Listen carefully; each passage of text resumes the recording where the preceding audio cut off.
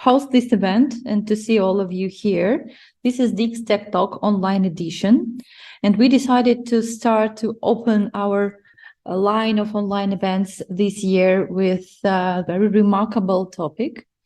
And we invite nice experts. I hope you would enjoy our conversation today, because we prepared 2 reports for you. And after that, we are going to have a discussion and one more guest to join us. The topic of our meeting today, it is the theme we have, overcoming obstacles. So we're going to discuss some obstacles we face on the path during our career building, and maybe not only. And we're going to have here 2 amazing speakers. Let me introduce you. So the first speaker will be Esra Kadah. And Esra is from Turkey. As far as I can remember, your second name is Flutter. Because Esra is the owner and the very active ambassador of Flutter community. As far as I know from your biography, you were an industrial engineer, a Python developer, community manager, and a Flutter developer. Exactly. Okay, that's impressive. So tell me, please, what is the main topic of your presentation today? What you're gonna share with us? So it will be about the obstacles that I have. And as you mentioned, I changed a lot of careers during this road, and I'm just 25. So it's not been that much. Then I just basically graduated. And of course, while you are changing that career, while you are trying to do something, settle down a job, and how to kickstart, how to find it also as a woman in tech, then I had a lot of obstacles, and I will mention about how community helped me during this one. Mhm. And we're gonna see like what happened, what is normal, what's going on, and what's the difficulties. So it will be about my experiences and communities for you that you can enjoy and join. Okay, sounds curious. And where are you right now? Currently, I'm in Berlin, Germany. Oh. I'm planning to move to Berlin, and as you mentioned, after this event, then I will be heading to another Flutter meetup. It's an in-person event, so it's like Yeah, my life is going super social. I was right about your second name, like maybe your nickname. Yeah. Okay, Exactly. okay, good. And can I see the second speaker, please? Our second guest and second speaker today is Olga Miroshnikova. It's my like teammate from Devexperts. Olga is our project manager and quite experienced mentor in this area. Olga, hello. How are you today? Hello. Thank you, Marina. Yeah, I'm doing good. Thanks. Cool. Happy to be here. Oh, yes. Thank you so much. So I know that right now you're in Georgia. Am I right? Right, in Georgia, in Tbilisi. Correct. What time is it now there? Oh, it's 8 p.m. already. So quite late. All right. So you will tell us about your path, or what exactly you would like to deliver with your topic tonight for us. Well, so I will be talking not about my own path in particular, but so as our theme today is overcoming obstacles, I would like to share how I am overcoming obstacles during my work life, and I hope that those tips will be really useful for our listeners and watchers today. I love personal life hacks, so very interested in listening to you. All right, so let me see. We have guests. We have lots of hi in chat. Hi guys. So I suppose we can start, girls. And I give the floor to Esra. Please, All right. to share your presentation, and good luck. Exactly. Can you see my presentation right now? Then I can start. Perfectly. Thank you. Amazing. So hello everyone, first of all, and we are just here with the developer experts. We're gonna talk about our stories, experiences, what's happening, and please feel free to reach me out anytime, and you can just leave your questions in the chat. We're going to answer it at the end, or we can maybe talk about that later. So I'm going to introduce myself first. So currently I'm working as a Flutter developer at Vital. It's a social media, let's say, or let's do not go into the product right now. And I'm also doing a lot of organizations in communities like Flutteristas, Google Women Tech Makers, Flutter Istanbul, overall in GDGs. And I'm going to be introducing what are these communities during the presentation. But mostly what you can get it from me is as a software engineer who is into the Google products and having career changes, what happened and what are the communities that you can join. So let's proceed. Who was I? We already mentioned it before, but let's go through it again. So I was a community manager, I was a Python developer, I was an industrial engineer. My bachelor's is actually industrial engineering. And I just introduced with the coding, with the softwares while I was a student. So, and I just wanted to have a career with it. Then let's say it's a difficulty, it's a challenge. It just started when I decided to switch from my bachelor's to definitely another field. And currently I'm as a woman in tech. I want to share this statistics so that we can see like what's happening both as a woman, both in a software area, and why these communities are helping us. So this is another research from Statista. You can also reach out from there in the statista.com. And it's a software developer gender distribution chart. It's like surprisingly, men's are like over, let's say 92%. So this is actually a huge gap between genders and software as a software developer, and number of respondents, as you can see, is like, so we are talking about 70,000 people. It's huge.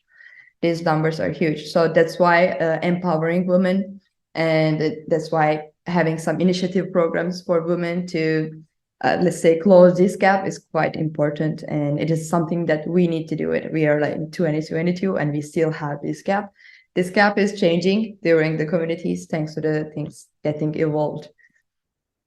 So about this, Google has a program, let's say initiative. It's not really a program. We use initiative word for this one. So it's called Women Tech Makers, and Women Tech Makers program provides visibility, community, and resources about women in technology. You can get a lot of details from womentechmakers.com, and it's actually a quite good community that supports women. Then you can become an ambassador, and we have more than 1,000 ambassadors right now in globally, and organized more than 600 events, speaking engagements, like overall members over 80,000.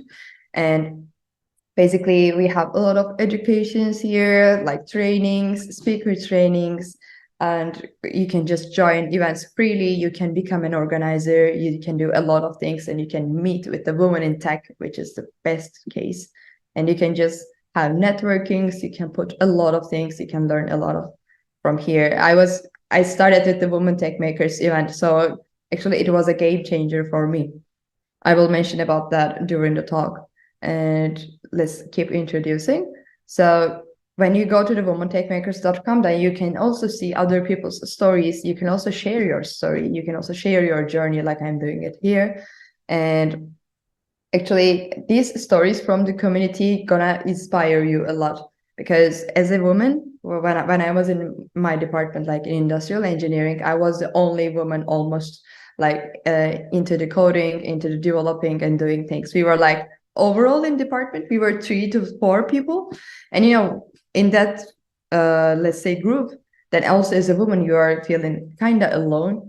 And basically being into community always supports you, and being into communities always show you that what you're going through is life, you know, it's not something that you need to give up on. It gives you power, it gives you more support, and networking there helps you a lot. So let's go to the next one. And I want to introduce Google developer groups too, because that Women Tech Makers event was organized by GDG Eskişehir. Eskişehir is a city in Turkey. And Google developer groups are the professional communities that you can join. And there are more than 1,000 chapters. We are in more than 140 countries. And if you can just meet like-minded people, mostly like what I'm saying, it's mostly like 100% is about Google's technologies. And if you're totally interested in that, then you will find groups, you will find organizers, you will join events, and you will be like basically learning a lot from the community.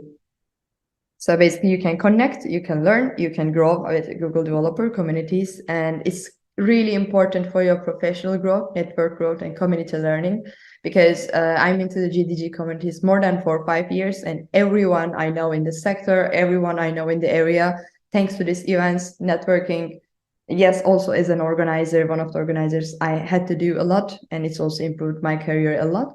But also you can do it by just becoming an active member, by just joining there, meeting with people, because as developers, as you know, we are working a lot of times remotely. And while we are working remotely, mostly we are not that social, or you are just going to the office, you only know your colleagues, but being part of a community really helps you to stay up to date with the latest improvements.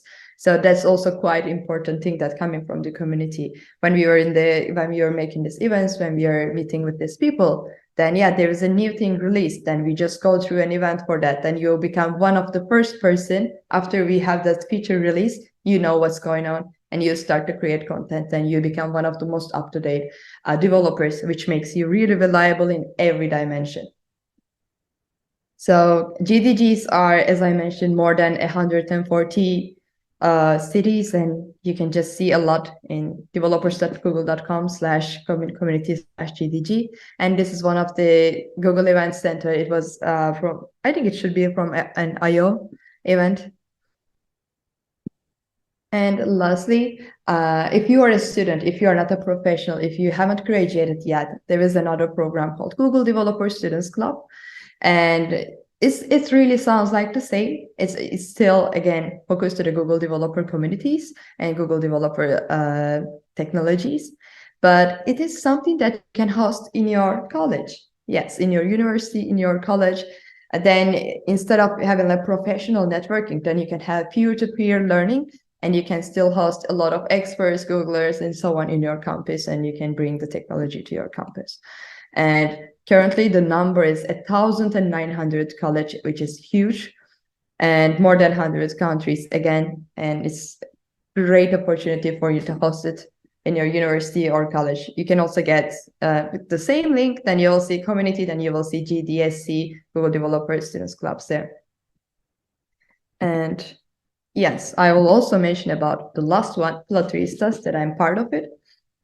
Flutteristas community is a special community for women and female and non-binary people has an interest in Flutter SDK. Flutter is a Google technology. I will show it in the next slide.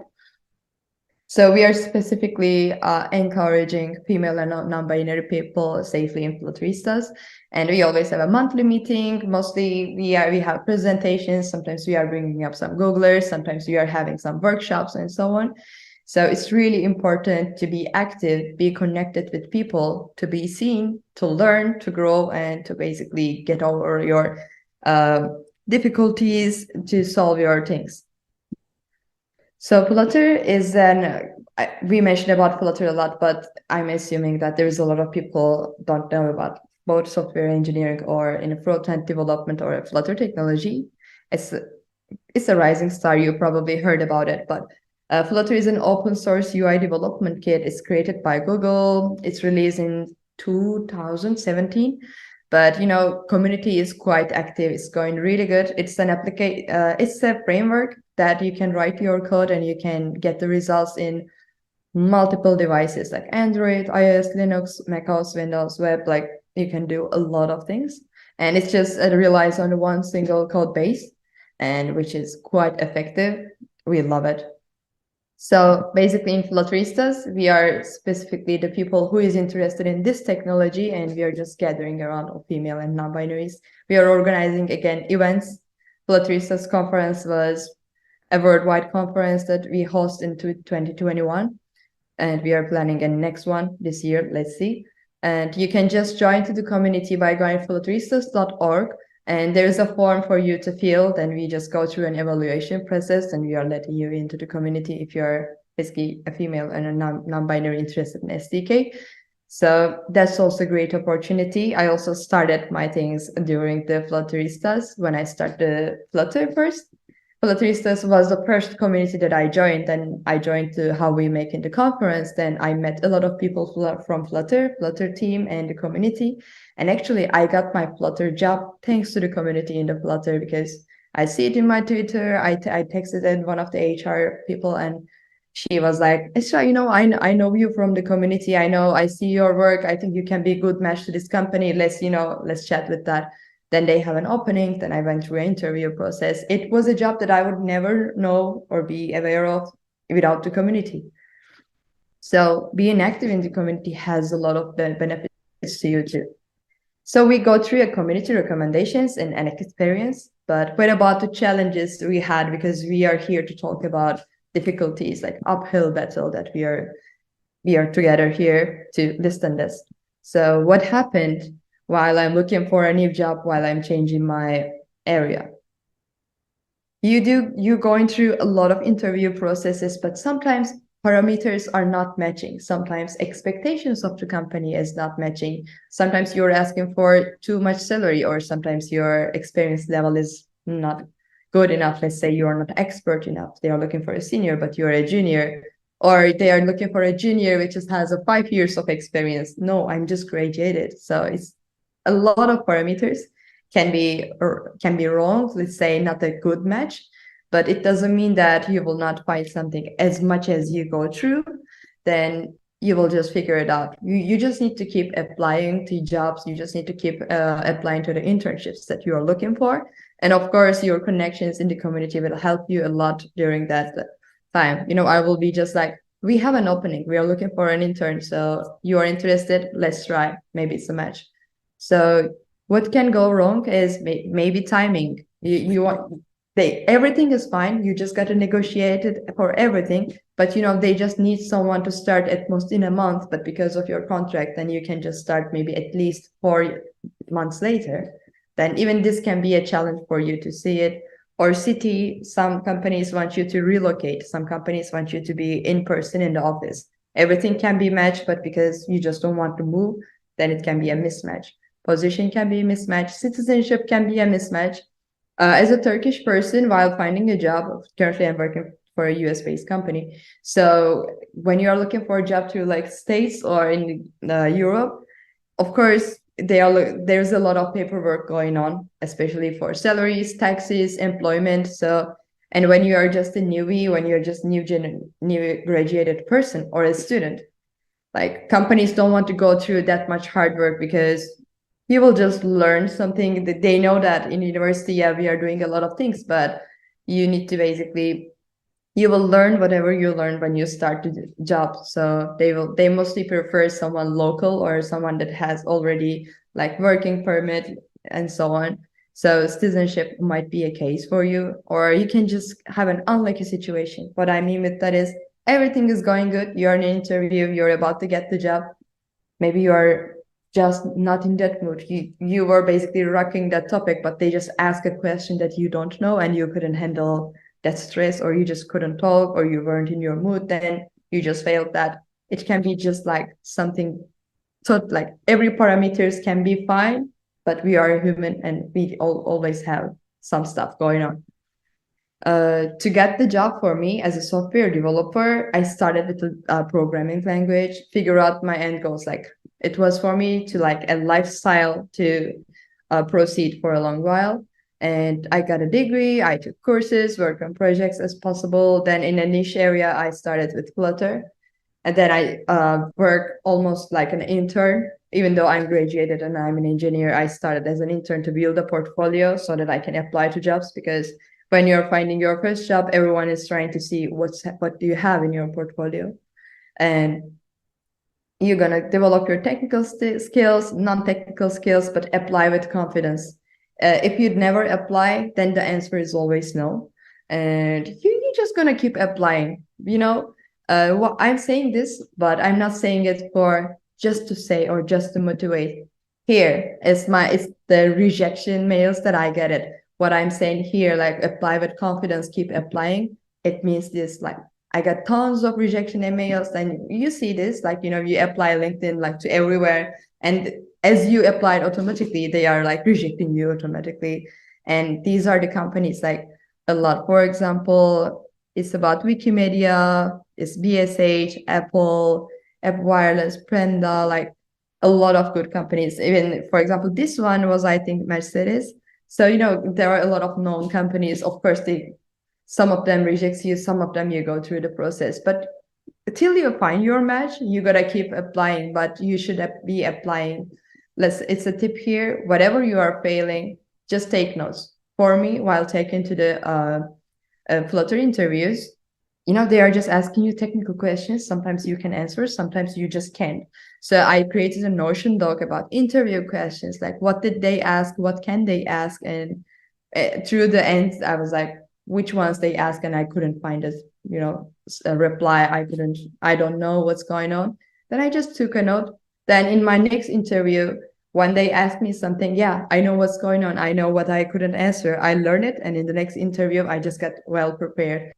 And in the end interview, like in the end point, I hit my interview with 100% because there is no question left to be asked to a junior in that time.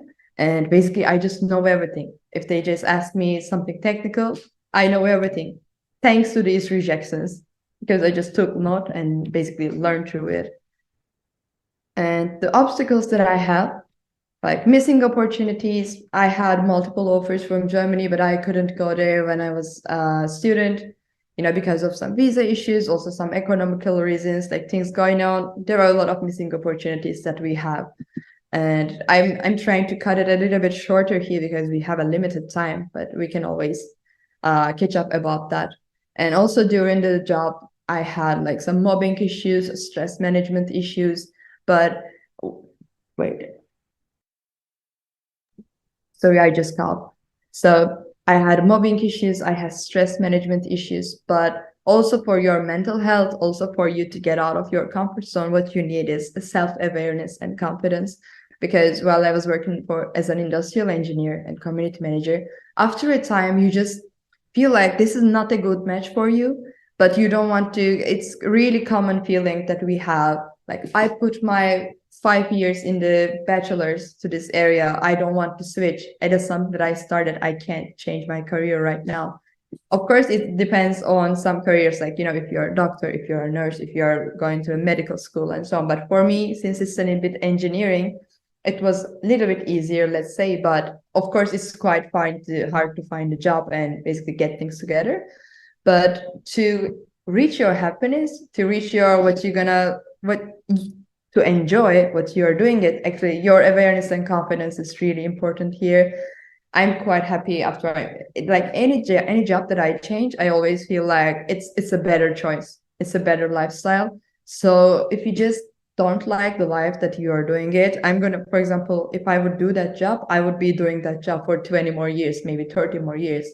And if you just don't want it, it might be your challenge. It might be your obstacle to find a new one, but we're going to figure it out. You can just trust on that. You really need to, whatever you do in your journey, whatever you do in your career, it really should be about something that leading you to the success and basically being happy. And we heard about my story, and I also want you to some resources if you ever have it in your mind. And these are actually these resources that I went through while I'm discovering the Flutter. So in Google ecosystem, like you can go for Android, you can go for Google Cloud, TensorFlow. You probably heard it, but you don't know probably about like machine intelligence, like artificial intelligence part, and so on. Yeah, you can check a lot of things with TensorFlow. You can go for Flutter, you can go for Actions on Google. This is Google Assistant. We say like, okay, Google, can you do this? Like the Siri of Apple, I would say, and a lot more. Google Analytics, deep learning, like a lot of calculations that you can go for it. But how you can learn it, this is how I proceed. Actually, I went to the developersgoogle.com, and because there are a lot of resources, you can go through it. And when I decided to go back to being a development, I also had a friend who is developing in Android, super close to me, and I tried Android. I didn't like it. Then I switched to Google Cloud. I became a leader in one of the communities, Google Cloud Istanbul, hosted some events, but somehow Cloud was also not a match for me. Then I also tried some Firebase stuff. It was okay-ish, but didn't really like it. Then I tried Flutter. Then yeah, it was a perfect match. Then I'm currently doing things with Firebase and Flutter. There you can connect the technologies, but while you're also trying around some stuff, your experiences, then you don't need to put like a month of it. Like you don't need to put a year of effort in it. While I'm checking the Android, it take at most like half a day of me. I just check the code. I just check like first tutorials. I just said, no, I don't really like it. I also tried Assistant. It wasn't a match for me too. So you can just go through. You can even watch some videos. You can check what are the community doing, and you can just check. Okay, this area is quite interesting to me. Then you can go to resources, and you can go through the communities. Then you can dive in. For example, this year, I just decided to stick with Flutter. Now I'm taking much more, let's say, serious decisions, serious steps to do things in Flutter. And I want to definitely specify it here. Whatever you do, whatever career that you do, you are the main character of your life. And we just need to take care of ourselves first. And I really want to mention about this a lot, because overall, whatever we do with our careers, like the people that we are here to hear how they go through the obstacles, how they get it over. I assume like everyone has their own challenge, and we're gonna take care of ourselves first. We're gonna see what we are not happy about, and we will not afraid to take the challenge, and we will just do whatever it takes. You know, if we just need to work more, if we just need to code more, then we're gonna do that. And there is nothing that I'm really truly believing this. Like, it's not like a TED talk quote. It's like, if something gonna happen, then we're gonna make it work. If it's not happening, if it is something that we cannot control, then we shouldn't be putting that much pressure in our life. So taking care of yourself is a key here. Then it's something that basically helps me to go through whatever I do with happiness, and at the end I go to the like success. It's not an easy road, but it's always the thing that you are basically going through. So I wanted to thanks everyone here. We are at the end of the 20 minutes that we prepared for this. And you can ask me anything through my socials in Twitter, Esra, Kadah. I'm not really checking so much messages. I can just I can check it maybe a little bit late. I can reply you a little bit late. But you can see also my profile and my other socials in g.dev/Esra. Then you can also see that. Feel free to reach out with your any questions related to software engineering, related to Flutter, related to communities, and so on. So thanks for listening to me. Okay, thank you, Esra. We have a small delay with the real broadcasting, so let's wait for questions if they have them. I also would like to share in the chat links to your tweet. Yeah. So guys, feel free to subscribe. That was quite insightful to take a look at. Thank you. Yes, the link to the Flutter community, and also, yeah, GG community, Google. Yeah. Well, we have first questions. Let me briefly take a look. Do you see the questions, or should I? If you read it out loud, I would love that. I don't see the question right now. Okay. Question, some community outreach in Google got affected by recent layoffs. Could you please tell us if Google Women in Tech Makers was affected? Yes. Actually, Google layoffs are mostly about the employees going there, and communities are, yes, they are part of Google, but in community, for example, while we are hosting an event, we are volunteer people. And we are organizing ourselves with our network. Of course, the name, the sponsorships, everything is quite important. But to be honest, we are kind of independent from that side. And these layoffs, how they affected us. Like, we didn't get affected like directly. And what I can say is it's just only the thing, for example, if you just, or try to organize an event, something like a product, and that person basically quit the job and maybe just can't share some stuff, it would be only this. But overall, with layoffs, there is nothing like a huge gap in the community or a negative effect. Because in community, we are mostly focused on like, having workshops, getting trainings, and you are not in the community to get a job in Google, to be honest. Of course, it's a way for you to get a job because you get a lot of visibility, you know a lot of things. And of course, who doesn't want to hire someone that they are familiar with and work with already and knows how they are working. So it's not really affecting the community is not really going through to the Google. So for me, I'm not working in Google. We don't have an employer-employee relationship. So it's not really negatively affected for communities. Thank you so much for the answer. For now, I don't have any other questions. I was very impressed. I can just share from myself. I was very impressed with the presentation, especially that you showed us the amount of rejections. Well, it's an impressive slide for me. Whoa, how are you after all of that? So it's a page that I really love to share every time, because also I'm doing this talk sometimes in universities, and it's actually something that university students can resonate a lot. So it's kind of vulnerable to show it, but I'm not really scared to show it or mention it. It's like a normal thing.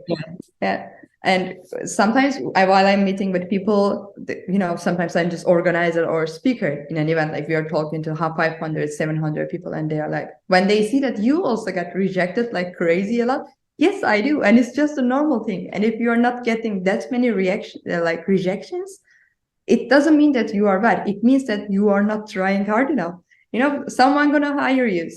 You're gonna find the job that you are looking for somehow. We mentioned about the parameters. We mentioned about the negotiations.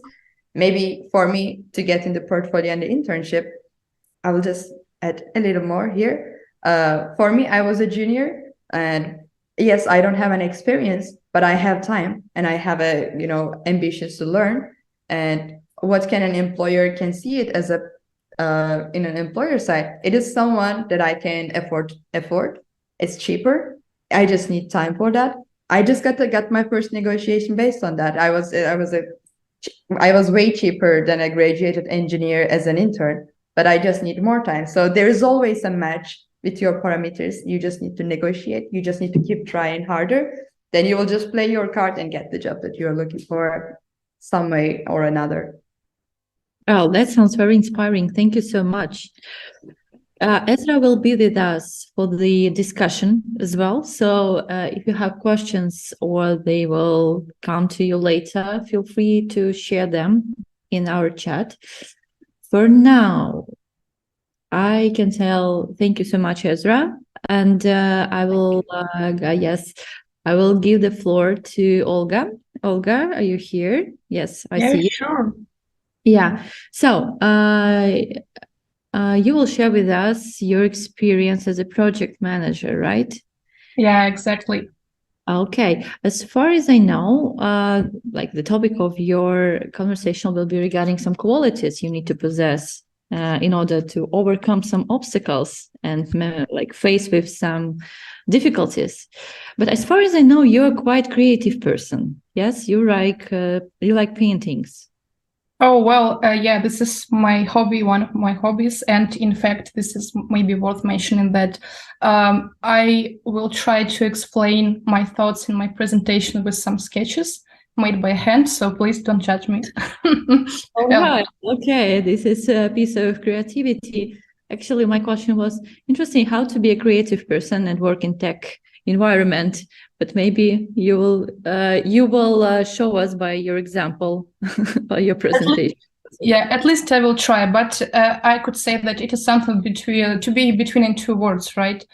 Different, even different galaxies sometimes. But yeah, it is possible, and I think this is it has more pros, in fact, being like creative in technical sphere, because You need to be creative to solve the problems, especially if you're a project manager, because you're just surrounded by by issues.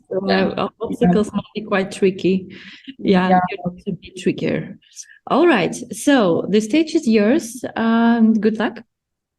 Thank you. So I will share my screen right now. Hope that it is fine, right? Just a presentation mode. Oh yeah, right now it's perfect. All right. So yeah, firstly, I would like to say thank you for such opportunity to share my thoughts, and I really hope that something will be useful for our listeners and watchers. So hello again. I would like to introduce myself just one more time. My name is Olga, and I am a project manager in Devexperts, Tbilisi, Georgia. So let me speak about myself just a little bit. For more than 5 years, I'm managing projects and making sure that the client and the team are happy being together. I'm working as a project manager since the beginning of my master's degree in applied math and programming. And occasionally, I hadn't had any big issues in choosing my mission of life because the project management, this sphere just fit into my lifestyle and into my interesting goals and also the background, just like the puzzle pieces. Aside of my job, I am just making an illusion that I'm having the work-life balance, as already was mentioned, so like painting pictures and also lifting weights in the gym, just as a way to emerge from workflow watcher sometimes. So let me just start from the definition of project manager. It's not so easy to describe this profession just like in 3 words. It is like seeing all the gears of one huge mechanism in your head simultaneously. So every project manager is playing a conductor role in a big theater role play and helping in reducing the level of obscurity both for team and for the customer or the client. Project managers must be able to adapt to changes, manage conflicts, and make difficult decisions too. And the most important and the key thing here, he should be responsible for that. So when you're working with the team, like 20 plus people in a row, simultaneously, it is quite obvious that you should be prepared to have dozens of problems on your way. For example, something could go really wrong 10 times per day, and it is difficult to keep your mind fresh sometimes. The key thing here is not overcoming it every time, but trying to build your own project manager mindset that could turn over the mountains even if you're not expecting it. So in my speech, I want to show you just some simple key features for the project manager, because in my opinion, it should be carved in a stone, and it is already carved in a stone in my heart, for example. And I also want to say that project manager's lifestyle could be a real adventure, but also a disaster. So those key points that I would like to share with you might reduce your level of stress, overworking, and also bring a little bit peace into your life. So let's just go through my 3 project managers' attributes to be carved in stone with my tiny triangle with 3 elements in it. And to make it simpler to describe, I would like to go and to start with some examples. So let's see. For example, case 1, you have a project with 30 plus features in the backlog. Every client sync up is starting with the change requests, and you're starting to get used to that. Team size and the budget, of course, are going accordingly. They are growing up. And you don't remember any sprint without any changes, for example, for 1 week sprint or so. So the simple question is, what would be if you keep such a tempo, let's say, for 1 or even 2 months? Well, I guess the answer here is something closer to a nightmare. From the very beginning, you are thinking that everything goes quite fine. So the team is occupied with the work, the client is happy that you can cover all those features, and you're just keeping in your mind that the longer the project is, the better product you'll receive in the result, and you'll have a lot of shiny features in it. But however, this is a false friend that slowly could lead you into the point of no return. So the first element in my triangle is the consciousness of every project manager. But when you always know what you are doing and for what reason you are doing that, this understanding could help you in planning and also understanding what to do next. And if you lose this understanding even for a short period of time, you might even break this bridgestone that you have already built. But in fact, what does conscience mean? So let me, of course, go a little bit deeper in it. Firstly, this is the self-control. This is the basis that you should work with during your duty. So if you think that all things are going really well, you should start asking questions like pseudo-philosophical ones to yourself almost every day. Am I going in the right way? Why? For what reason? Should we do it right now? Does the client want it? Does the team need it at all? And if you are clear on all those answers, you have a really good chance that you control the situation. But of course, nobody knows for sure every time. So self-control is the first part of my consciousness. So let's go further. So with another case, the case 2, you have the project in UAT phase. It is going quite well. The client is satisfied. It is saying that everything is okay. And you have, for example, 10 people involved in it. But for some reason, you don't have the resources or any urgent things are happening. You are deciding to add 1 or even 2 people in a row. And all processes are considered. Everything is fine. And the question is, what will be if you add passively for next weekly sprint? Well, so in my personal opinion and according to my experience, you will have passed like 6 or 7 of 10 points if you're adding even 1 person to your team simultaneously. So you should always know who is doing what and predict how they could communicate with each other. But please do not mix it with microcontrolling, because nobody likes microcontrolling at all. So the thing is that the second part of my consciousness is awareness. But remember, again, this is not the microcontrolling, this is the part of your mindset. You should always consider that even a tiny change in your processes as could be really something crucial, because this is the thing that my first element could tell to you. So this is it, and let's go a little bit further then. And again, I would like to start my second elephant with the case 3. Again, you're having a project, and it is in some ongoing phase. The team, again, is quite fine. The client is quite satisfied. Of course, you're having some issues as an ongoing way, because every project is having it, right? And suddenly on some, for example, client's call, you see that clients report something really crucial and unexpected. It could be like, oh, hey, sorry, we are going out of the budget. Oh, sorry, I am not satisfied with the results. We should stop, or we should escalate, and so on, so on. So again, another question, how it could be?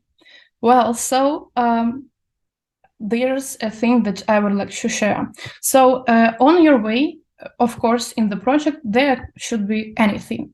So just trying to predict any unexpected thing, I suggest you to set up some mini retrospective analysis session with one-to-one, you and your project, because you need to try to be abstracted from your daily routine and to be open-minded with yourself when it comes to your project.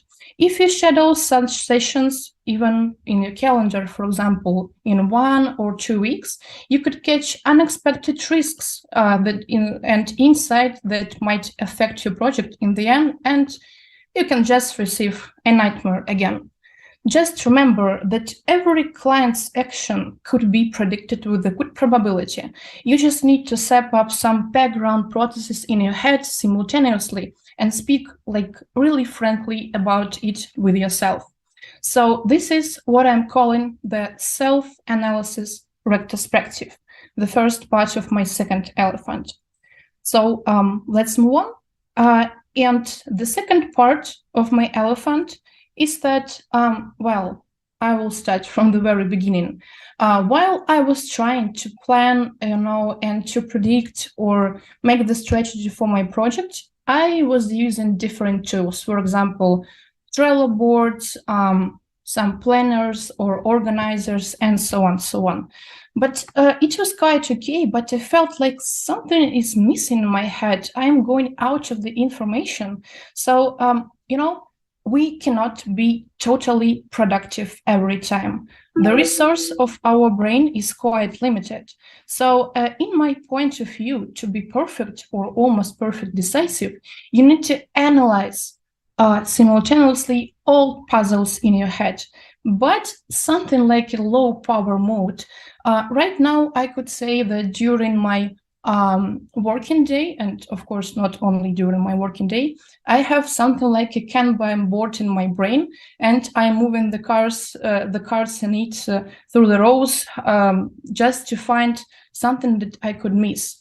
So this is the second point of my second elephant, and it also leads us just to the simple definition of it. Analysis. The infinite analysis is the second elephant of my PM's mindset. So let's move on to the last one. All right. So right now I was talking about some tips, some tactics, or maybe instrument for the project manager.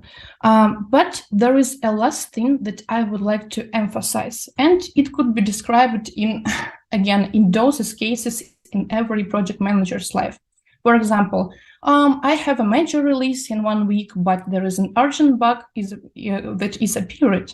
And what should I do? Should I shift the timelines, force the stakeholders to keep the launch, or should I proceed with the current plan? Or, for example, you have already, you are going almost out of your deadlines, and suddenly half of your development team is going out of the loop. For some reason, you can just choose whatever you want. So what should I do? Should I change the plans or not? Should I be flexible because I'm a project manager? Should I ask again for the consciousness, for analysis, for awareness, and all that stuff? My key is the following. So just let yourself to be in a little bit of risk sometimes. Let it be also a part of your routine too. You just need to decide how much you can handle. You might ask me, so for what reason you are talking about the tips like the consciousness, the awareness for 10 or 15 minutes? And I could say that I don't have any answer for that. Taking risk could help you to be on the top of the hill, but at the same time, you can drown in an ocean of consequences. But project management is not only the set of rules and keys to success. It is a game that you should feel and lead. So sometimes just risk, stand, and enjoy. So these are my 3 elephants of PM's lifestyle, my own ones. And I hope that my sketches were not so bad, in fact. So yeah, thank you so much for your attention. And in conclusion, I just wanted to say this. please do not afraid to struggle with the problems. They will teach you a lot. They will enhance you a lot. And finally, they will be the creatures that you might perceive sometimes and someday like your own friends. So yeah, that's it. Thank you. That was a blockbuster. Thank you so much. And I like your sketches, and I see some nice comments regarding them in the chat. So guys, feel free to ask questions about the report. For now, we are waiting for some in the chat, if there are anything. So many soft skills, I suppose, in this profession. Yeah, in fact, soft skills could be like your superpower sometimes, but of course, project manager, he or she should have hard skills too. More he or she has is better, of course. But soft skills, this is something that cannot be taught or so on. Well, yeah. Okay. Yeah. Mm-hmm. Well, that's curious. My internet connection is not stable since, well, I hope I haven't missed anything crucial from your side, but yeah. So speaking about the skills, this is quite inspiring to know that, first of all, it's possible to achieve. And you look so calm when you speak about such like peculiar cases sometimes. It seems like it's possible to be that calm and to just solve the problem, get things done. Yeah, sure. So I think this is one of my responsibilities, to be calm every time, because this is the key for the brilliant decisions. Okay, somebody has to be calm in this team. Okay, so I have lots of greetings, but I don't have questions right now to you, but maybe later guys will write something. Okay. For now, not to delay, I asking you to stay here with us because we can jump into the second part of our event here. So yeah, Esra is back. And right now we are going to have a discussion, like exchange of our opinions regarding mentoring and networking, and how mentoring and networking can help you to overcome some obstacles or to solve some issues in the career life. Right now, I would love to introduce our new speaker, Inês Silva. So hi, Inês. Hello. Yeah, Inês is from Portugal, and basically you are co-founder and activist of a bunch of activities and bunch of communities. If you don't mind, can you tell about yourself a couple of words? I think it's better than if I will try to make this narrative. Yeah, sure. First of all, thank you very much for the invitation. So very excited to be here. And as you mentioned, I'm the founder of Portuguese Women in Tech. So in 2016, together with a friend of mine, Liliana, we decided to create a community in Portugal for women in technology. Our first idea was just to provide like visibility to the women that were working the Portuguese tech scene. But we realized that we needed to do more to really make sure that on one hand, we support women that are working in technology, and we support through events, mentorship programs, awards, partnerships with our different organizations, hackathons, and so on. But also to make sure that we attracted more women to technology. And to do that, we go to schools, we work with different organizations to make sure that kids in schools know what actually means to work in technology. And in that case, we actually work with boys and girls. We just want to make sure that we spread the word, but of course, especially to make sure that girls understand that like there are women working in technology and they can pursue a career in technology. So overall, this is what we are doing, and this is who I am. Wow, that's impressive. Since 16. 2016, yeah. 2016, okay. Well, Guys, I do have one question to Olga, but let me address it maybe after other discussion already, since we started. I also shared in the chat profile of Inês. Feel free to join and to take a look at. I also will share the link to community Women in Tech Portugal. So please feel free to join. Today, together with our speakers, we will try to distinguish what is it mentorship in the community, what is mentorship in life, how networking can help you to overcome some obstacles and how to improve yourself. And maybe since we started with sharing some personal experience, I can also address this question to girls, to Esra and to Olga. What is mentoring and mentorship to you personally? Maybe you have some examples in your life, then it was helpful or not helpful. Networking and mentoring are both really essential elements actually for professional growth in any field, especially in the tech industry. I will be mostly talking about that part. So networking involves like establishing, maintaining relationships. Then you got to know the experienced professional who can guide you, advise you on your career path, which is a really important, like really great thing that you can have. And in my personal experience, networking has helped me to expand my knowledge, organize more events, explore new opportunities, and building meaningful relationships. It just started with me by just joining a conference specifically organized for women's, like International Women's Day IVD. And I just met with a lot of women who is doing the same thing with me. Sorry, I'm coughing lately. But their experiences and insights really was effective. And as I mentioned, like I found a lot of jobs by just networking.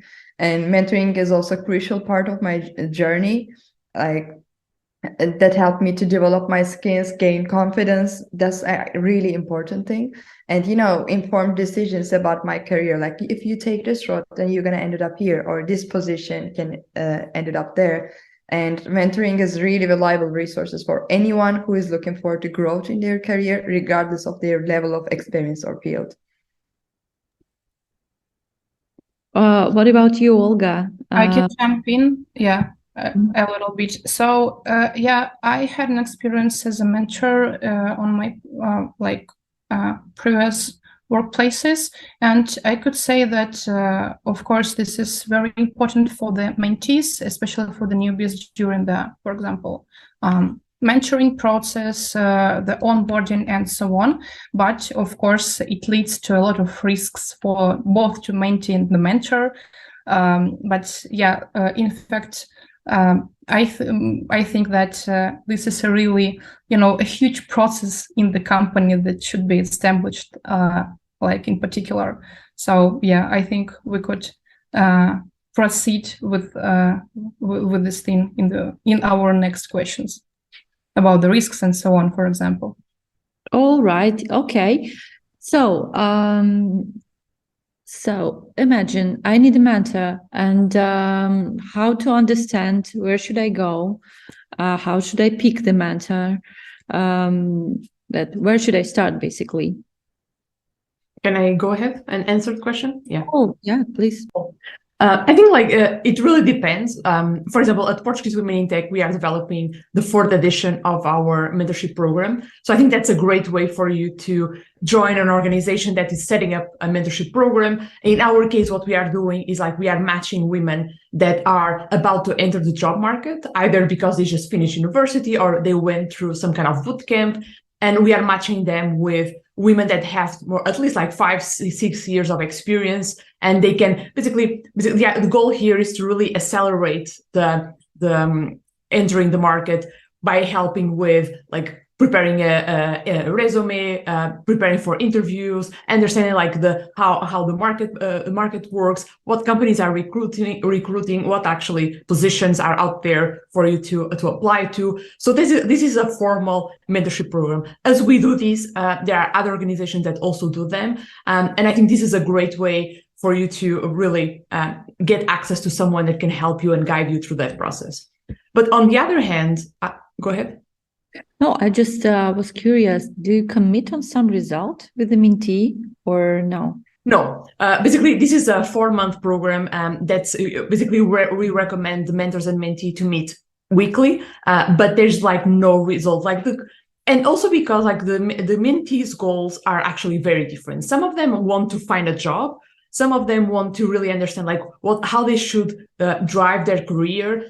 Even yesterday, I was with a participant from a previous program that we had. Like I think it was the first edition, and she was saying like when I entered the mentorship program, I was feeling very lost because like she was like studying to be a software engineer, but she didn't like coding. So she said like, I'm really lost. Like, I don't know where to go. And because of the mentorship program, she was able to understand that with her skill set, with like what she liked doing, with her understanding of the technology, maybe she could be something else. In her case, she became a product manager. And so she has the technical expertise, but now she's more on the product side. And that happened because like her mentor helped her understand like what she could be. So this is an example of something that can help, a program that can help people. But what I was going to say is that I think mentorship also happens a lot of times informally, right? So sometimes we see someone that we admire, or we see someone that we end up like getting to meet, and we don't have necessarily like a formal mentorship program with them, but we are able to ask questions. We are able to see like their thought process and decision making, and I think that's also very helpful. I personally have like over the years, I never participated in the mentorship program as a mentee, only as a mentor, but I've had like dozens of men and women that I've met over the years that help me make decisions, guide me through the process. Most of the times very informally, and some of them helped me without even, and we never actually talked, but just like seeing them and see what they were doing, they were like an inspiration for me that helped me a lot. So I think that like there's different approaches to finding a mentor, and these are basically two of them. I can add here that if I could have the mentor during the beginning of my career, I would be really happy because it can reduce a lot of obstacles on the way for the young specialists, especially during the student times when you don't understand what's going on, how to apply for your first job, for the experience, for the portfolio. So this is quite essential in my opinion. That's interesting. Esra, have you ever been a mentee in your life? Actually, I am still a mentee, and I also did some mentorships, especially, it doesn't always need to be like really career-wise. Sometimes you're doing some supports for hackathons, for some events, you're just having a group and letting them know, like guiding them. But of course, they are doing what they want to do. You're just guiding. So how would I say like a mentee? There are also some programs in communities that you can join there, become, and basically find a mentor. And I can also share with them if someone in a software engineer, you can reach me out about that. So I'm also I'm a Google developer expert in Flutter. And in that part, you are basically matching with someone, mostly it's an expert or someone who is really experienced in that area. Then we are just going through like the topics that you should know, the things that you need to do. For example, speaking experience is one of the keys for that. And when you have a mentor, then, they are just guiding you. And when you're just failing, you're feeling like, okay, am I off from my goal? They're just like, no, it's happening. It's happened to everyone. It's happened to me. Keep going on, keep your focus here. Then we're going to just figure it out. So I was a mentee, and finding mentor is basically going through the road that you're going to be kind of visible in your area, and you're going to see some other visible people and going to just go and ask. It's for me went like that. Can you mentor me on this? Like, I'm really inspired by you. I really like the job that you are doing, but it's really all going through the networking. You just need to know that person. All right. So, and is it okay to have several mentors, for example? For me, if you ask my personal question, it is okay. Because several mentors, like I think every area in your life is basically specialized in that part. For example, when I'm going through some let's say, mental, emotional stuff, I have another person that I'm asking my questions and getting it done and diving through it. When I'm doing some development part, I have another mentor there. And basically, I'm going with 2 mentors. And I think it is what it should be. Like my normal mentor, like the ones that I'm talking about, how I'm handling the work job stress, how I'm handling my overall life balance, cannot be the same with the technical one. Technical one just guides me like, Esra, you need to learn this technical topic. So I think having a multiple mentors is just normal, and it's totally something you can have it based on your needs, of course. Yeah, and I will also like to add, because like mentorship has to do a lot with, as a mentor, I have my personal experiences that can then just share with my mentee, but also like a lot of our personal experiences are personal in a way that it happened to us.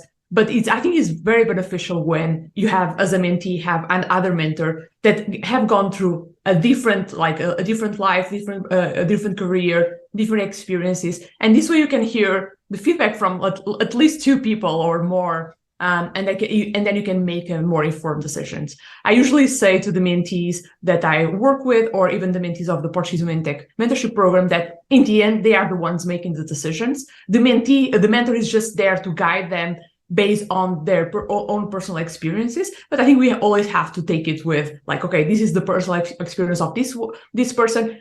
It might be because it happened X number of years ago. It might be because it happened in that specific company. In my company, it might not happen. So I think like we have always to hear the advice, learn from it, but also apply it to our own reality. That's sometimes might be a little bit different.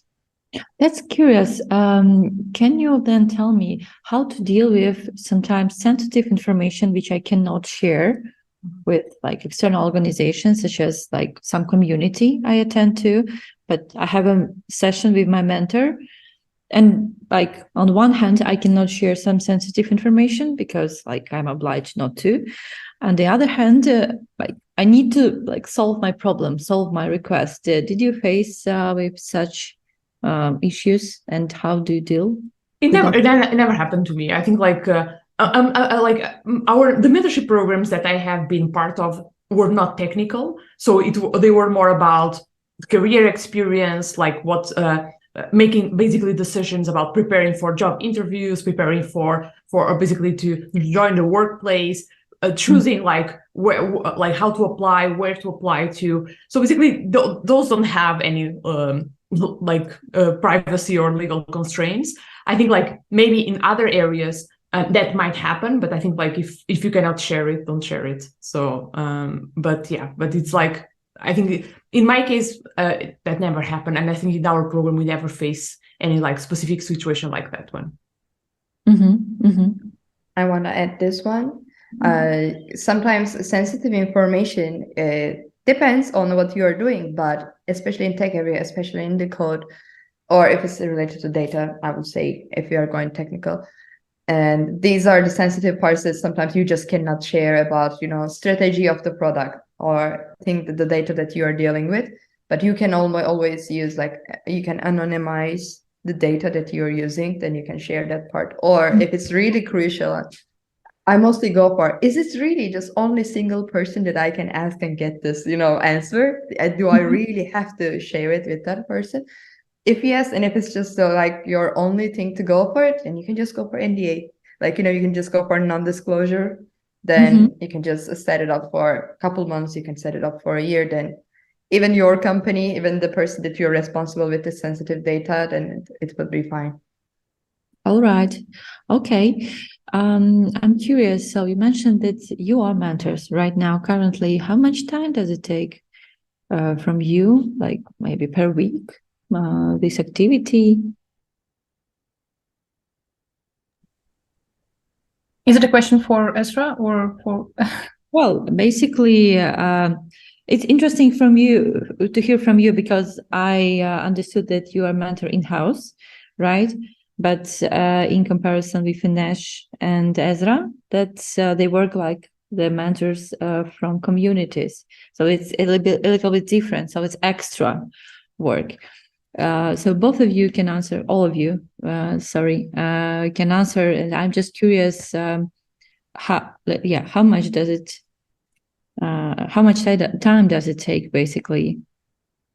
So for me, currently, I don't have a specifically mentor-mentee match 101, but for me, it's going hours. Like, and I will say at least 6 hours of the week. Because, for example, just before this event, we had another meeting. Like, it's going like mostly crowded, like 10 people, 15 people, and I'm just looking for their needs. For example, it was a need before that we called I Am Remarkable workshop. It's a workshop that you can get it for confidence to see or what you succeed. It's basically for you to boost you just one step before taking a huge step to become a speaker.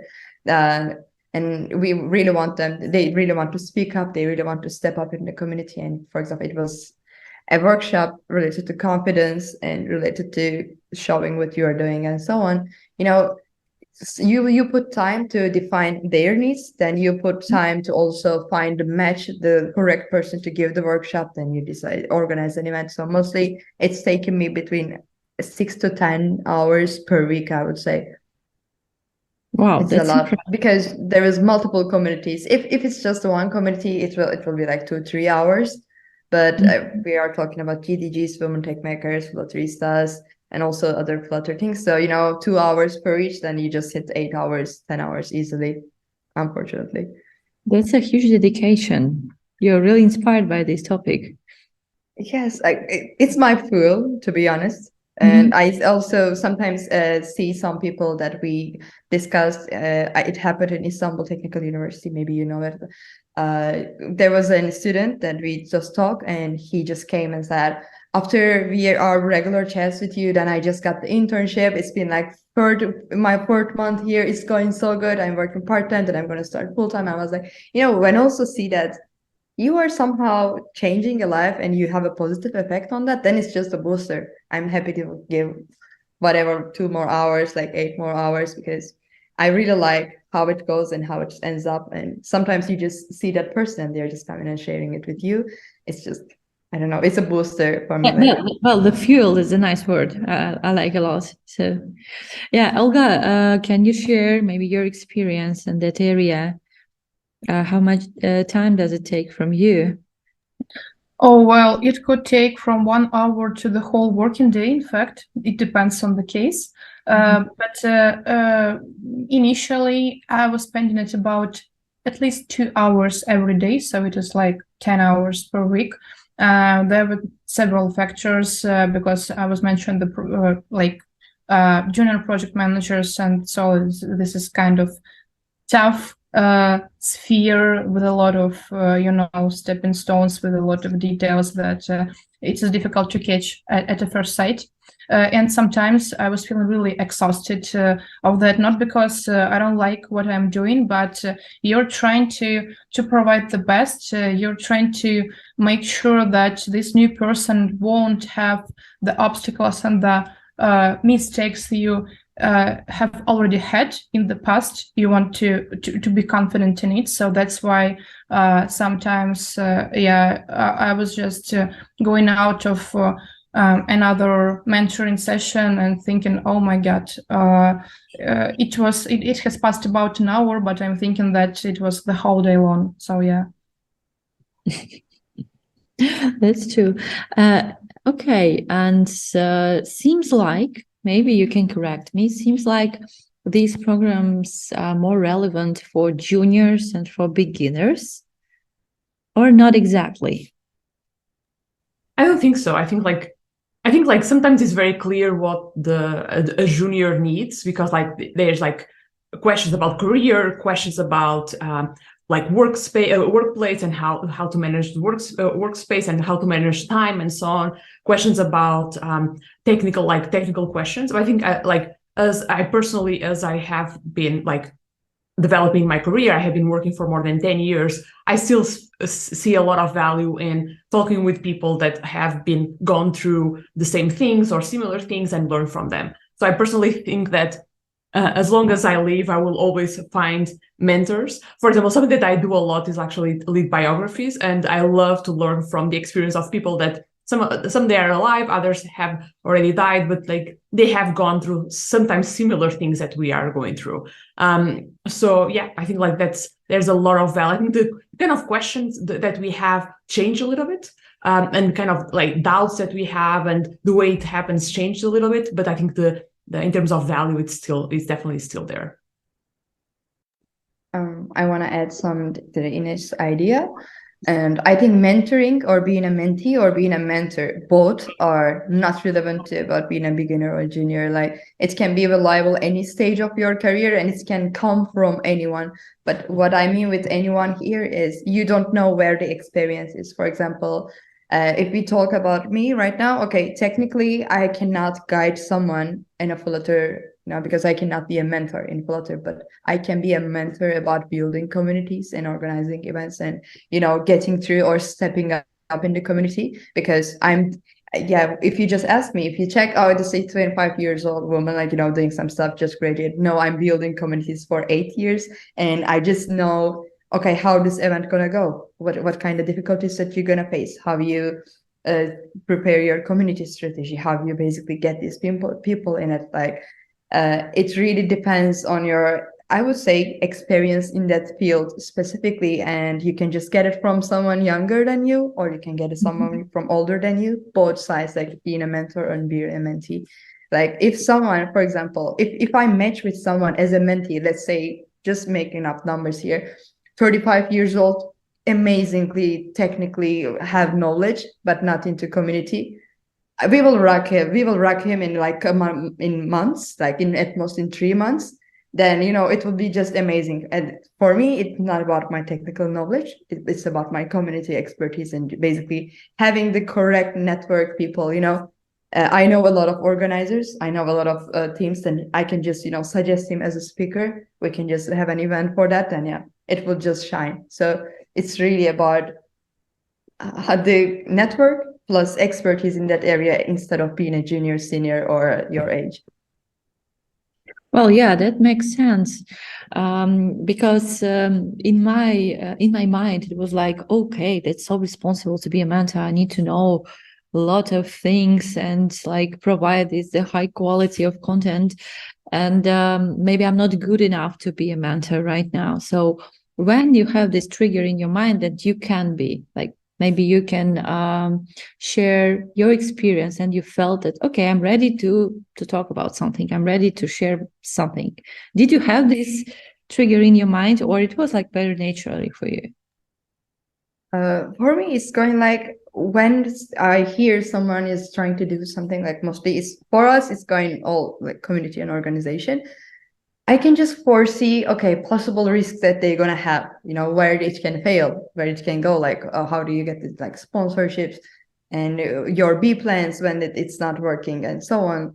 Or, when you just started to, it's going by experience, then, even when they say something like, okay, it's going to be global, like it's going to go for like, 4 full days. And I just even have a bullet list in my mind to go through. Then I can just share that. It didn't like come with a click. It come with like a lot of pain. I would say, you just fail there, then you just need to manage the stress there. And then it just marks somewhere in your brain that you failed once here and it can be happen again. Then you just share it with the next person, actually. Yeah, I would like to add 2 things here there. I think one is that I think we are talking about a lot of mentorship from like someone with more experience to someone with less experience. But I think there's also a lot of value in peer mentoring, right? Sometimes just sharing like what we are going through with our peers. I think there's a lot of value in hearing their opinions, hearing what like their thought process.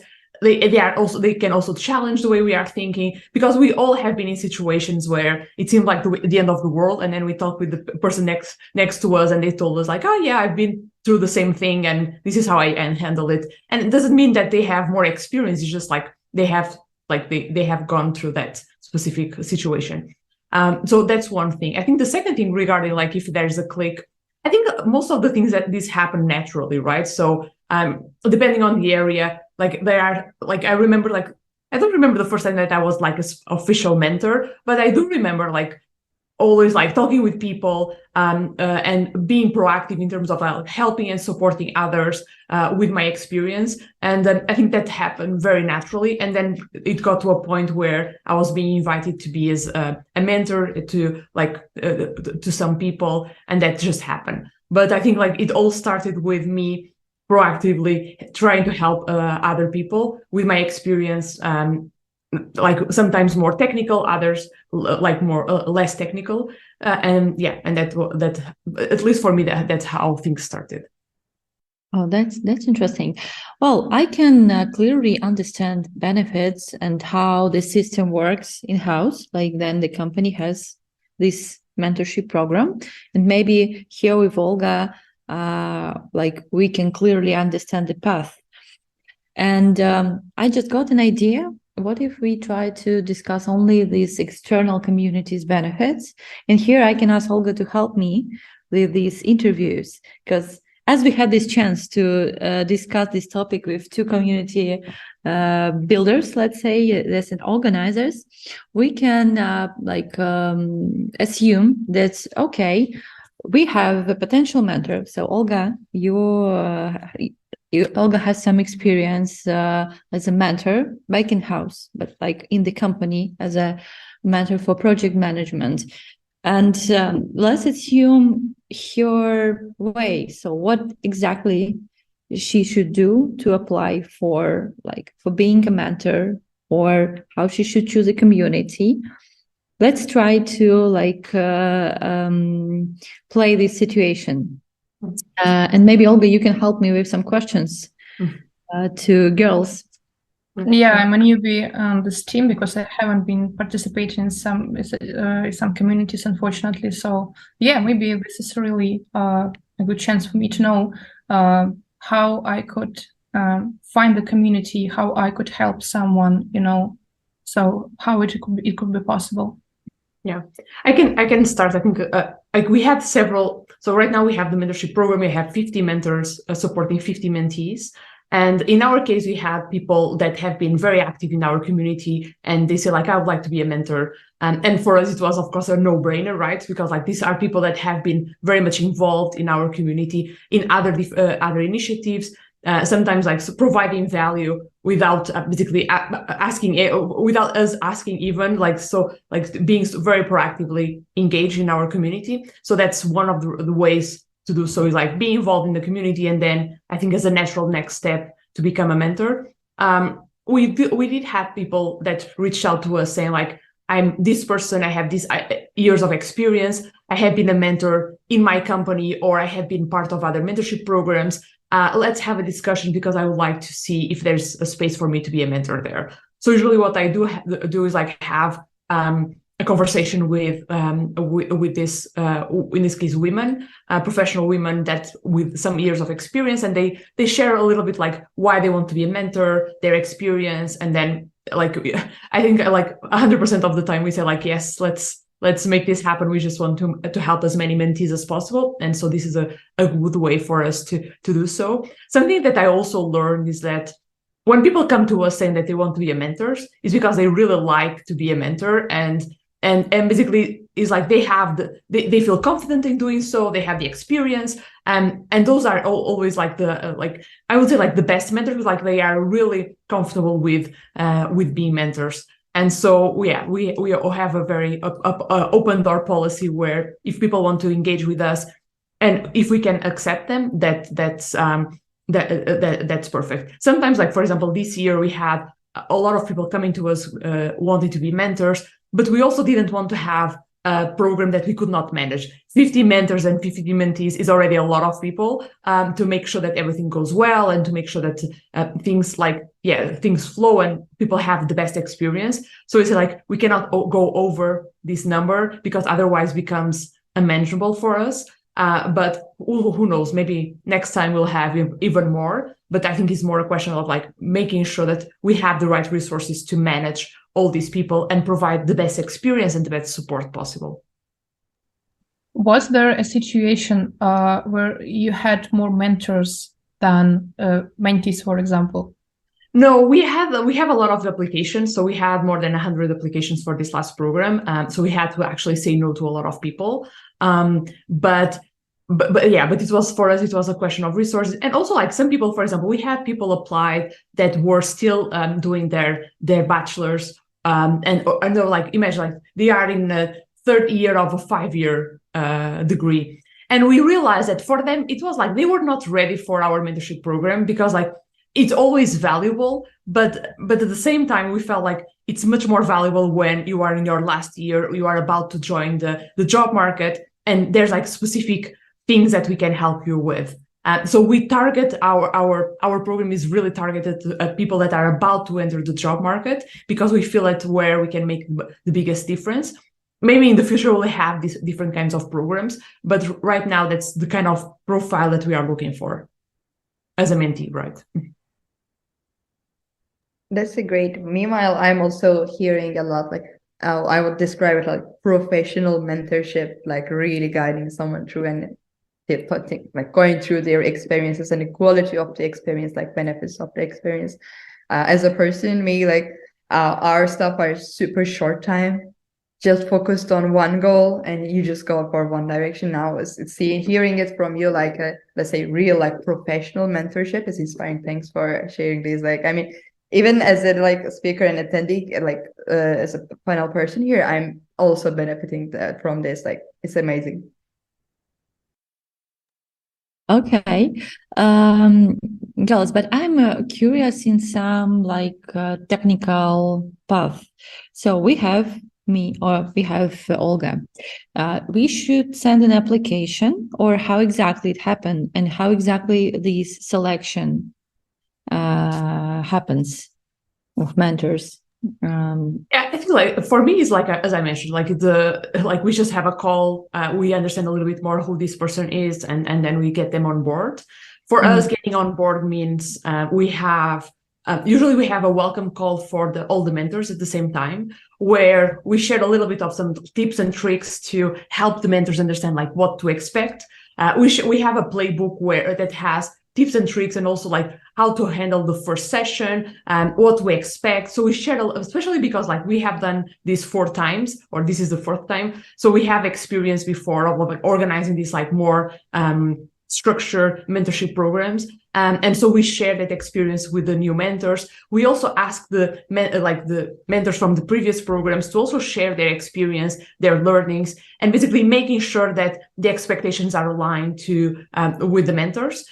Then in this year, for example, last week we did our kickoff sessions. We one in Porto and one in Lisbon, and we did it in person. The goal there was not for you to meet your mentor. The goal was for you to basically increase your network of other women in technology with who you could basically learn from. And then we did the matches, and we matched mentor and mentee. But basically the goal here is, like, to really give tools to the mentor to make sure that when they approach the mentorship, the first mentorship sessions, they are ready to and with the expectations aligned. Okay. Sounds good. Olga, do you have any questions, or I can proceed? Oh, well, just the question that I was interested in. So is it easy for you to control? So, for example, you have a lot of mentors and you have a lot of mentees, and you need to somehow to calculate who is responsible for what, who is really matched the mentee, and so on. How you're just considering how you're controlling it inside the community. Yeah, of course. Like, in terms of the match that we do, what we try to look is, like, okay, so what is the mentee looking for? So we have the profile of the mentors, we have the profile of mentees, we ask some question to mentees about, like, what they are looking for, and then we basically do the match in terms of, like, looking at the background, looking at what the mentee is looking for, looking at the area that they are working on, and sometimes, like, specific questions that they get. Of course, like, the better I know the mentors, the easiest it is to do a match with mentees. So I end up, like, spending a lot of time going through their LinkedIn profiles, in some cases, not everyone, but some cases, like have conversations with them to make sure that we do the match. We had some situations where like the match happened and people told me like, you just like selected the mini me, like someone that is like exactly like me, but it's always like younger. We had other situations where we match a mentor and mentee and they were from the exact same village in like somewhere remotely in Portugal, and I didn't know because both of them were living in Lisbon. Also happened to me once that we matched a mentor and mentee. They were also from the Madeira Island, and I didn't know because they both living in Lisbon. So it's basically sometimes like things happen where like the match is really, it works well. But I also find out that a lot of the times, like if people want to find things that they have in common, they will. It's just a question of like being open-minded and being basically open to the experience. So that's something that's the way we do. In terms of like, you also mentioned in terms of managing things, it's a lot of people. And it's definitely a challenge, right? Because like we want to make sure that everyone has the best experience possible. But sometimes like something happens in the mentor's life and they cannot answer as fast as they would like to do. Sometimes the mentee gets very busy with personal or like something happens to her, and then it gets very and then the match doesn't happen. Last year we had a situation where we had the wrong email from the mentor, so we were not able to communicate with the mentor for part of the program, and that delayed a lot of the things.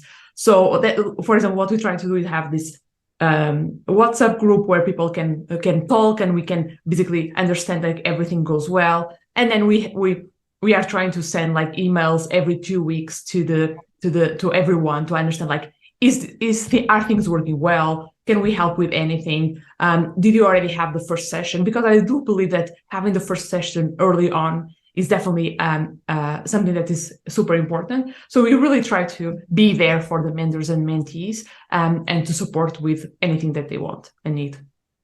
Can I have just one more question, if it is possible? Did you have a situation when the mentee became a mentor one day inside your community? Not yet. We had a situations where the mentors became what we call buddies. So basically, they start like supporting other mentees in the years after, and they share their experience. But I think we are actually getting to a point. I think next year we'll probably have mentees that are becoming mentors. So basically, mentees from our first and second program that are right now with a lot of experience, and they are going to become mentors. I have at least 2 or 3 in mind that I would love to have them as mentors, because like they not only like they were part of the mentorship program, they are super engaged in our community, and I'm sure they will drive a lot of value to the mentees once they become mentors. Would you like to add something, Esra? Or I just see that you agree. I'm so yeah, curious. I'm just Great like really too. And yeah. So I'm just basically all ears listening, going through it. And I think for the Olga's question, like since the program that Inês mentioned is like, I think it's gonna just build with time, because as she mentioned, like, they're gonna just graduate from the program, then they will just get some experience and they will be back. Okay, now I can do it too. Like, also for me, it's not that professional experience. That's why I'm kind of a little bit silent here. But yeah, also as a person that happened for us, I would say even like buddies. I just got some stuff. Now it's been like 2 years in community, 8 years. Then now I also started to do some stuff for people, but I cannot still specifically say mentor to me because I'm not, let's say, fulfilling the technical requirements yet. So it's quite interesting for me to also listen from a professional. We exchange opinions today because all of us we have some different experience in mentorship. So I had mine as a lecturer for students, and also like I lead a couple of courses for career development for science students and for technical students, but it's a bit different flow. It's like a university job. And here we have like more professional community job. And here we have Olga, like an internal trainer. So that's different angles about one question, and that is very nice to take a look from different sides. Okay, to finish this topic, and you tell me, you tell us lots of nice things regarding like how community works. But is it applicable only for women's communities or like common tech communities, or what is so special about women's communities by themselves? So, yeah, for this one, I would say, of course, in the links that I mentioned, only women tech makers and Flutteristas are basically for female and non-binary driven communities. But GDGs, GDSCs, and other Google groups, like they are just open to everyone. For example, I'm both in Women Tech Makers Plus, the GDG program, and Flutteristas. So I'm basically just having a role in every one of them. I think what makes it really important and reliable, you know, it's a question that we get like, okay, why you are also building a community for women? And actually it was really hidden in my slide, like first slideshow, maybe you remember the chart, like it's like only 91%, you know, 91% of the market, like 91% of the things going through like male driven sector. So we really need to close the gap, and to close the gap, you can think about it like accelerator programs here. We are just making that part easier. We are sharing much more experience, and we are finding the people who is looking for that. Because also as a woman in the industry, I'm just giving an example from myself directly. I was a university student sitting in the industrial engineering department alone. I have no one that interested in coding. I just had like a couple university lecturers that we are having, you know, discussions, and they are guiding me with, but you know, I'm alone and I don't know how to proceed. I don't know how to build things up. And the university lecturers, they are of course really good in their areas, but they are not in part of the community too. I'm again alone. I'm just having like 15 minutes talk with him at most per week, because you know they're the professors, you just can't get like hours of their time. And then you're again all alone. So you basically go through communities like Inês mentioned, like you go for peer-to-peer look-ins. And in that part, when we provide it to the woman, then they don't feel it alone. I remember I have a Women Tech Makers cup that I was, every time when I'm coding at night, I was preparing my coffee to that cup specifically.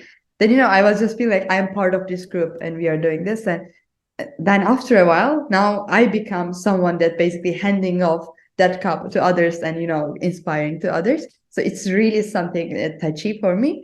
And when we have this woman, let's say, accelerator kind of communities, then we are also giving them chance to step up. Don't feel alone. There is nothing to be afraid. You can just do it. Okay, you want to give a speech. We're going to check out what you need. You need like public speaking courses. Okay, you need some expertise. Okay, we will do a dry run with you. Even with one of the conferences that we organized, the Flutteristas conference, beforehand, we had dry run with all speakers so that they can feel more confident. They would be, you know, at least presented once before they get their feedbacks. They basically just break like their, let's say, worries about it. You know, once you do it, it's easier to do it for the second time. So basically, in that part, providing whatever they need for finding a stage for them to step up, to help up. I think women communities are really important to close the gap between gender difference there. Okay, and speaking about some stats, maybe you have something to share with our audience, any other stats. I heard maybe Inês, you mentioned something.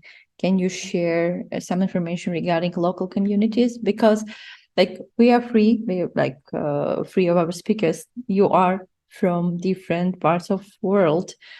And I'm curious, can you reveal a little bit the situation, like on your locations and your areas?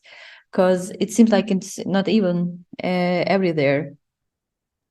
Yeah, I can start. I think like there's like in Portugal we have Portuguese women in tech, but we have other communities. Like for example, the Geek Girl Portugal, I think, is the oldest community in Portugal.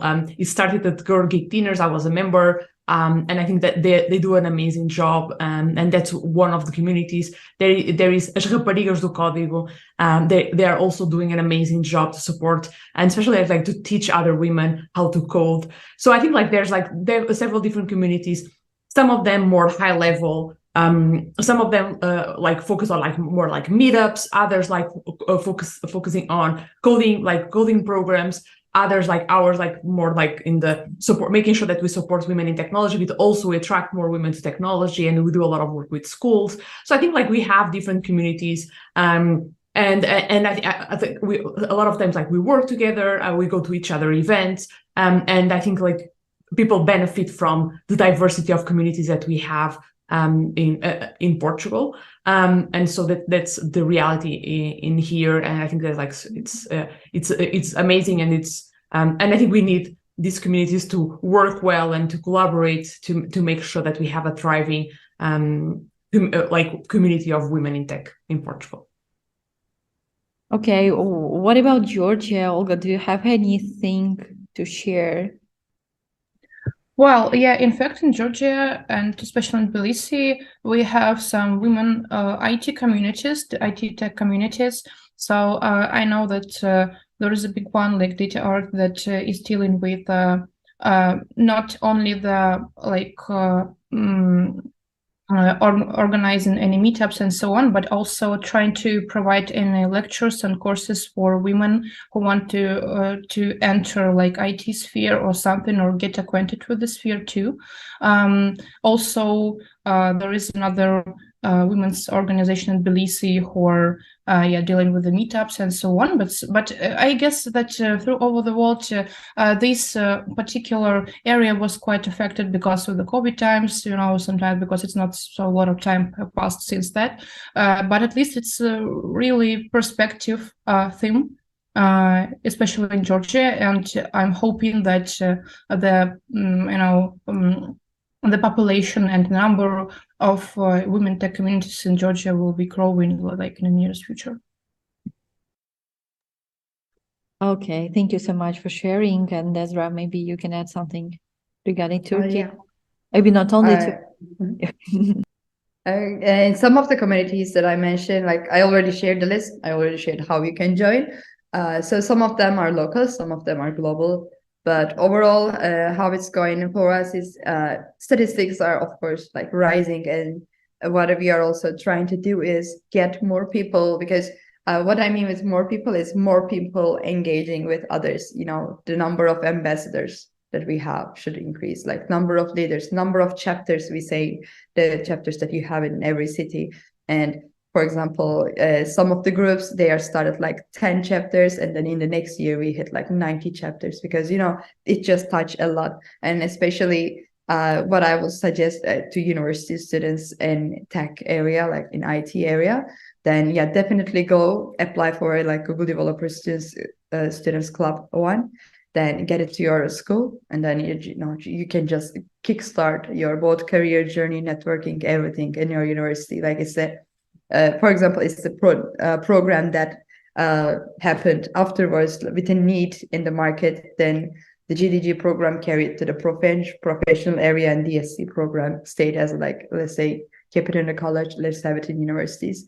So overall, as numbers, I'm, at least personally, I'm trying to have numbers like, okay, this year with this conference, we're going to organize this, but I want to see 3 new faces as a speaker. Someone that I know in this, in this community, and I know that they are engaging a lot. And I'm just asking, like, what are they missing? Like, they really don't want to, or they have like social pressure, they need more confidence, or they need some more practice, what they need. Then I'm just going through organizing some new stuff to provide resources, like motivate them. So for me, it's more like measuring some stuff with the people that I touch instead of like number of members, because it varies a lot. We also have a community that has 250 people, but we also have even community has 10,000 people. So wow, it depends here. Yeah, for example, when we just organized an event in Istanbul, we had more than 2,000, almost 500 attendees. And it was about like Devfest Istanbul. It was a developer festival, one of the biggest in the overall area, like in the region. So there are some that's going huge, but the one that I just mentioned, I was in the meeting just before the event, we were just 10 people. So that's why I just cannot say like, oh, this is like whatever percent increase, but I would say this is what we touch, and this is how many speakers now we have. This is how many people that we connected in the community. I think, great. Yeah, great supportive environment with such a lot of people. Yeah. Okay, I'm looking at the time, and I also, Esra, looking at your background is getting darker and darker and darker. I think it's a nice signal just to wrap up our conversation. I'm very thankful to you all for sharing this information, and I hope it will be helpful for our audience and for people who are curious about communities and mentorships.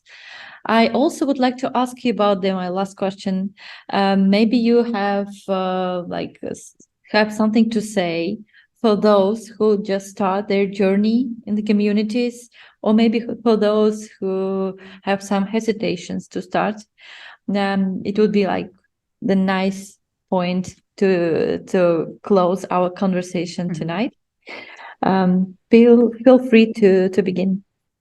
Okay, so for those who are just starting their journey in mentoring or join the community, like I really would encourage you to be open-minded and really curious. Like, don't afraid to ask questions, seek for a feedback, learn from others, and remember that like everyone starts from somewhere, and it's okay to make mistakes and learn from them.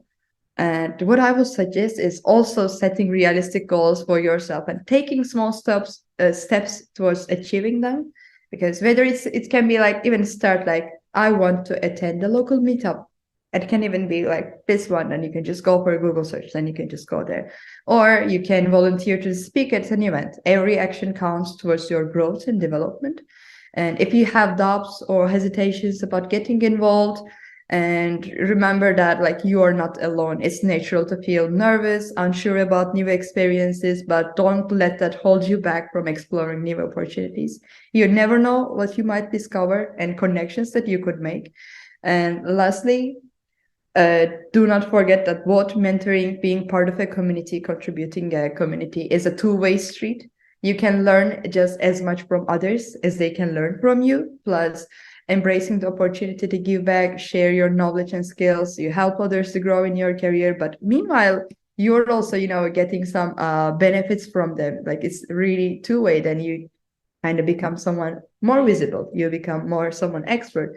Like it's win-win for everyone. So just take your step and check what you can do. You don't need to be a speaker. You can just be an attendee, but you can still get the most out of this. Like it's all about your character, what you're looking for, and just take single step, make it super simple, and go through it. Wow. Thank you so much. Esra, girls, would you like to add something? I think just go, just don't find excuses. Yeah, just like go. I think like leaving our comfort zone is uncomfortable. But just go. I think like every time that I made the decision of like just going and seeing how it goes, last case scenario, I just go home after like a couple of hours, and that's okay. Best case scenario, and that happens a lot of times, like I come home feeling super excited, having met like other women or other like I met women and men, it depends on the community, that can become friends. And I think like today, if I look at my most of my friends are people that I met through communities, and I met them when I was like still in college, and we're all trying to find out like how to like make startups happen and work in technology. And yeah, I think like just go, don't find excuses. Oh yeah, and thank you so much, Inês, and thank you for all insights, girls, you brought tonight for us. And Olga, I'm happy that you're the list who will speak, because we have one more question after your presentation. Yet I remember about yes, for those who watch till the end, dedicated audience. So we need to answer the question, but first let's finish our conversation. Maybe you have something to to say to our audience regarding the communities and mentorship in Yeah, sure. So I would like just to ask not to be afraid of anything, of any new doors that you're opening, because every person, never mind this is the mentor or the mentee, we usually think that, oh, am I good enough? Am I experienced enough? Do I have enough skills to share with? Am I should it be the match with my mentor or the mentee? So we are surrounded by our fears, right? But when you see a mentor or the mentee, especially the mentor, you know that someday he was the newbie just like you, and he understands that because he wants to help you. This is his goal, one of his or her goals. So just don't be afraid, and remember that every open door could lead you to the unforgettable experience in your life. So yeah. Oh yeah, thank you so much. Like a cherry on our cake. Thank you, girls. One more time. Have a great night ahead. Seems like it's night already, at least, Esra. You are in the dark cloud. Yeah, but I wanted to turn the light on, but we were just discussing, and I was like, it's okay, just increase it, just increase the light. Yeah, it's actually like almost 7. It's fine. I mean, it's later for sure, Olga.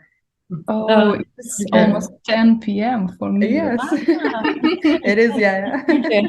All right. So the last question to you, Olga, since we need to answer all requests. I hope you remember your report still in your mind. It was about getting rid inside the project and outside of it, because on the one hand you have a lot of responsibilities. You have the contract, you have the budget, you have the team, their emotions and their workload. But on the other hand, you're just staying aside of it and trying to play the game and trying to win this game. So that's why, of course, you could be overburnt, but it's up to you. You should not only lead the project, but to feel it. And in this way, if you're just able to feel the project, there will be just the perfect result without any overburnt during the risky things that you perform. It's a piece of mentor's advice in the end. Yeah, probably, yeah. Okay, so thank you very much, dear guests. Thank you very much, dear audience. I have lots of greetings and lots of nice words in the chat, and many thanks to you for being with us. Please join our meetups. We have them not only in online mode, but also offline in our offices. Track our channels and subscribe on our YouTube and other social media channels of Devexperts. We would like to build the community around us and share our tech knowledge and support everyone in this area. And we are pro in fintech, and we hope that you will join us in this area and you will learn from us. We would like to share our expertise. Yes, I shared in the chat all contacts that girls gave me. If you will not be able to find them, please contact us. We will share. And I hope that once you will come one more time, Inês and Esra, and we will talk about something else. And I hope, Olga, we will see you next time and next times in our events as well as a speaker. Thank you so much one more time, and have a great evening. Enjoy. Thank you. Thank you for hosting us. Bye-bye. Have a great day. Thank you. Bye-bye. Thank you very much. Goodbye.